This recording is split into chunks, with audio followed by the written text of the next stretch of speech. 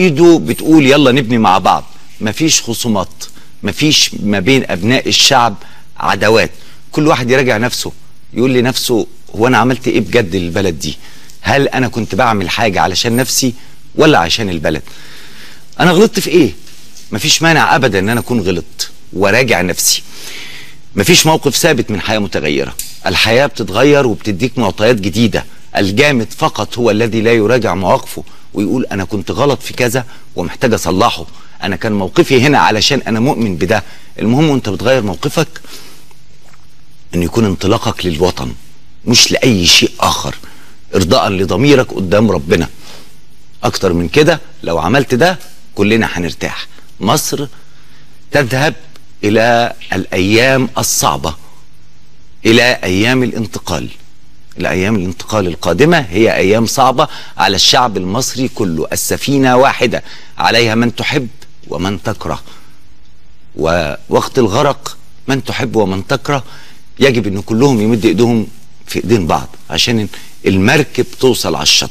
المركب توصل على الشط يعني اقتصادنا ينتعش، يعني الفقراء ياكلوا، يعني المصانع تشتغل، يعني الأرض تتزرع، يعني العمارات تتبني، يعني تبقى مصر ترجع تستقطب الناس والناس يجولك. مش معقول النهارده ونسب الاشغال في مصر محدوده جدا. دي مصر اللي كان زي النهارده كل الناس من كل انحاء العالم بييجوا يحتفلوا بسنه ميلاديه جديده. كل عام والشعب المصري بخير والاخوه المسيحيين بخير، عيد سعيد عليهم وعلى مصر جميعا. زي ما كنت بقول يلا كل واحد يراجع نفسه، انا كمان براجع نفسي يعني، ولاننا عيله ولاننا بنتكلم لابد ان اعترف ان كان لدي اخطاء منذ البدايه في CBC، منذ 2/7 منذ ظهور هذه القناه. كنت بسال نفسي وقعدت كده بقالي 48 ساعه اراجع في ماذا اخطات مش في ماذا احسنت، ولا اجد غضاضه في ان اعترف بان كان خطأي الاكبر منذ 2/7 هو حلقه ادرتها هنا بنية صافية تماما. كانت حلقة فيها إخوة مسيحيين وإخوة مسلمين، وكان الهدف صافيا ونبيلا. بتبقى في الكواليس شخص اعتذر، جه شخص تاني، ما كنتش عامل حساب ان الحوار يذهب الى هذا الاتجاه، وهذه مسؤولية المذيع، مسؤوليتي انا شخصيا. هذه الحلقة لم تكن موفقة ولم يكن مكانها لانها اتت بنتائج اسوأ من ما كان يجب ان تأتي به، وكان خطئي.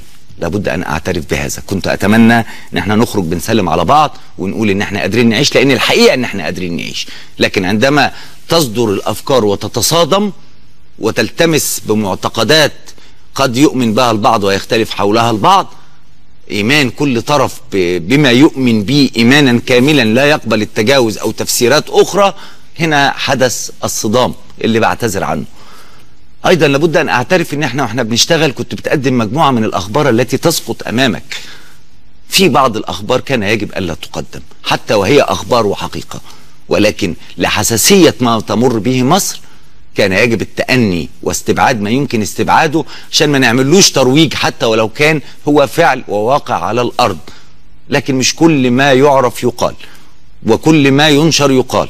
وإذا كان لديك وسيلة إعلامية منتشرة فعليك أنك تراجع نفسك كثيرا قبل ما تقدم كل اللي بيوصل لك، وتعمل قياسات درء المفاسد وجلب المنافع. فإذا كانت المنافع هي الأكبر من عدم الذكر فمش هيضيف كتير أنك تكون حريص مثل آخرين أنك تذكر نفس الخبر. لو كل واحد فينا حسبها بهذا الشكل يمكن أن احنا كنا ندرأ بعض الفتن، وربما يكون للساده المشاهدين انتقادات اخرى ولهم الحق في كل انتقاداتهم. لكن انا بقول لكم كمواطن مصري براجع نفسي، لكن كما اقسمت بالله انا اتحرك من ارضيه واحده وهي ارضيه حب هذا البلد. قد اخطئ وقد اصيب، ولكن هو الهدف نبيل طوال الوقت.